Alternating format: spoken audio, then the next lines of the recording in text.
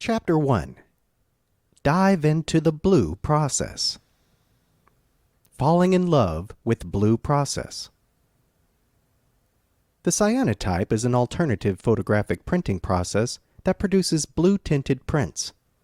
It is called alternative, as are many other beautiful photographic processes, because it is slow, too expensive for mass commercial use, and it does not give sharp and fancy details and does not reproduce the full spectrum of colors. I had people telling me, it is not even black and white.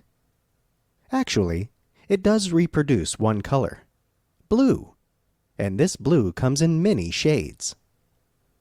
The cyanotype is expensive for wide commercial use, but it is also a beautiful process if you like to spend time with your work, to create it, shape it, perfect it, and execute it from start to finish. It is the same whether you wish to create or just ease your mind while being creative. Yes, I'm saying it. You can use this process just for meditation and relaxation purposes. These processes are generally contemplative, and they take a lot of time and planning if you want to execute them well. However, since the cyanotype is the cheapest among alternative processes, it can be used recreationally. For example, you can go Pollock with it. Also, cyanotype is one of the simplest alternative printing processes. It is great for starters in this field. The whole process is magical. Well, as all photography is.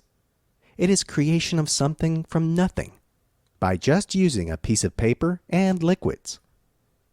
You prepare that paper. You mix chemicals into a magical potion. You apply the potion to the paper, and then you can observe how that paper traps the light. Arguably, we can say that everything exists because of light.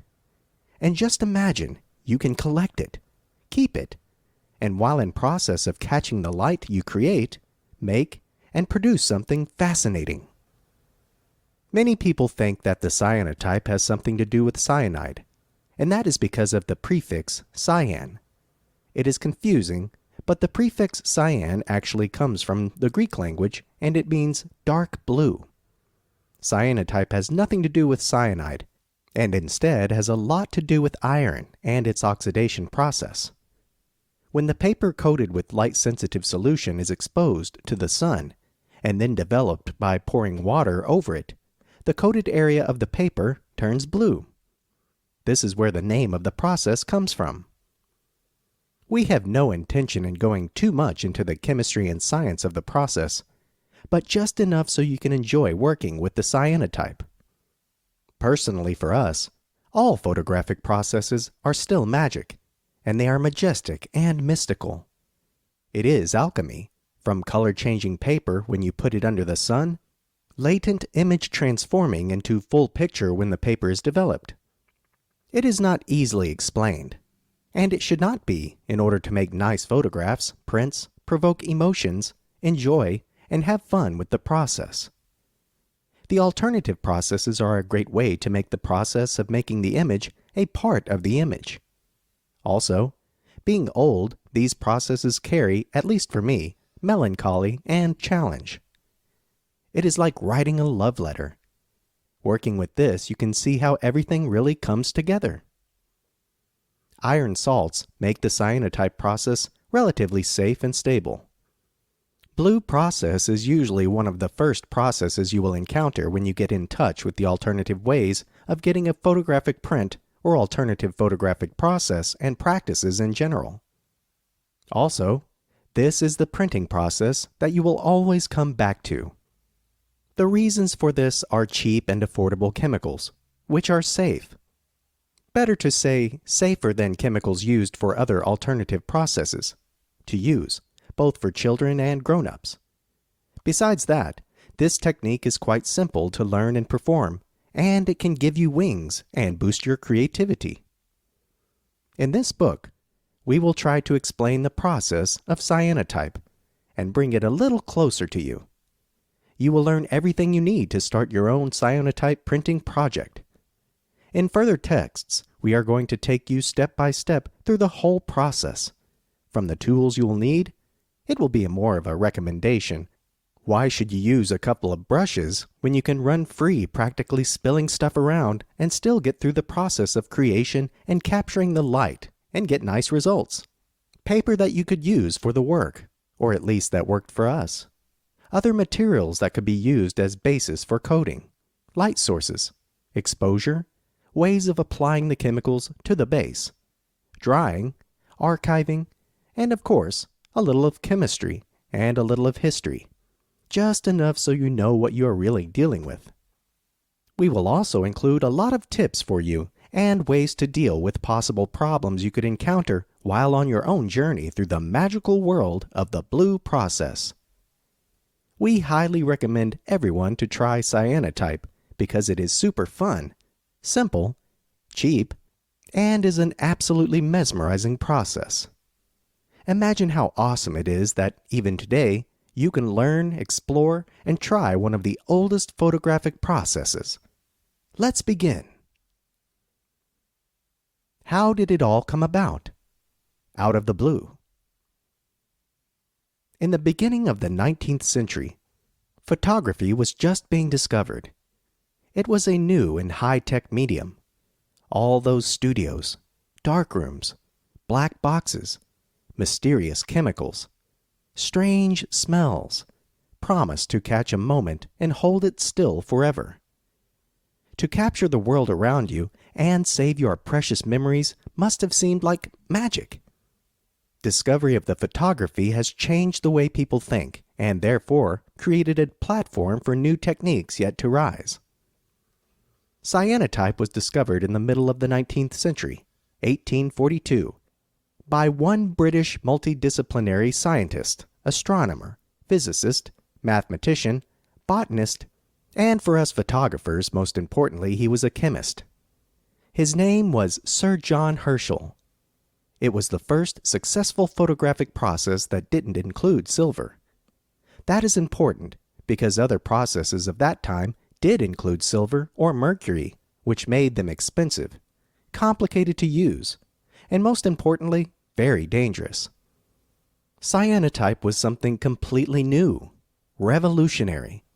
It was both simple and affordable, and it transformed the art world in the elegant blue values. With discovery of cyanotype, two new pigments were discovered, Prussian blue and Berlin white. They have wide application in art supplies today and are often used as pigments in various painting forms. Sir John Herschel was a busy man, a successful scientist who invented a number of alternative photographic processes, anthotype, argentotype, that were used as a foundation for the development and the improvement of photographic processes that later on brought us to photography as we know it today. In simple, he noticed that iron salts change their appearance when exposed to light. So his process, cyanotype, relies on this characteristic of iron salts, and blue surface is created anywhere where the UV light touched the light-sensitive emulsion. Basic chemical reaction that makes this possible is simple oxidation. Cyanotype was popular for a short period of time, and it was useful only for a limited number of subjects. The most common themes of art in 19th century were landscapes and portraits, and because of that, it was considered unacceptable for them to be completely blue. But the blue technique found more enthusiasm in technical circles, in the production sector, where it was used for the production of test prints and copies of constructions and machine drawings before passing them over to the final projection. Blue color wasn't a problem here anymore. As a matter of fact, we know these prints today as blue prints. Cyanotype was used extensively till the middle of the 20th century. Famous blue artwork. Anna Atkins is a woman who has a special place in history, both of cyanotype and photography. She was a botanist, and she is considered to be the first female photographer. Anna's great passion was dry plants. She was collecting them, examined them, describing and making herbariums. When Herschel discovered cyanotype, she joined her work with his discovery and made beautiful cyanotype images of flowers, algae, feathers, ferns, etc. Later on, she combined those handmade images and produced the first ever completely photographically executed book. Anna Atkins made 13 versions of her book and named it British Algae, Cyanotype Impressions.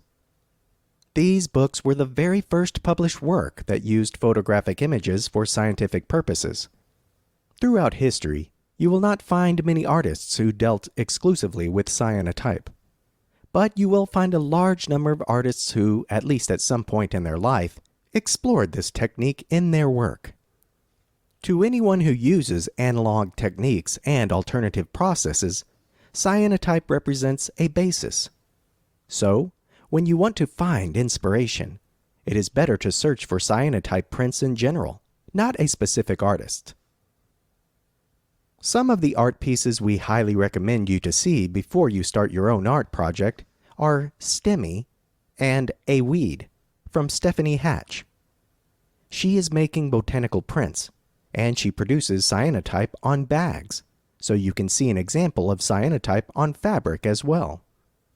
For botanical prints, you can always check Anna Atkins' work, Free as a Bird, by Angela Chalmers.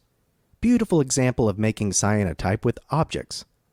The other artists that are doing some interesting work we would like you to see are Emma Powell, Ruth Ert, Steph Bolt, Anton Senkoff, Barbara Morais, etc. These are just a couple of names that are a starting point for your research about cyanotype process. Remember that finding inspiration is a big part of your production process. That's why it is important to know people who are using tools that you would like to use as well. Not just to get informed about their work, but you will also find out what can be done with those tools.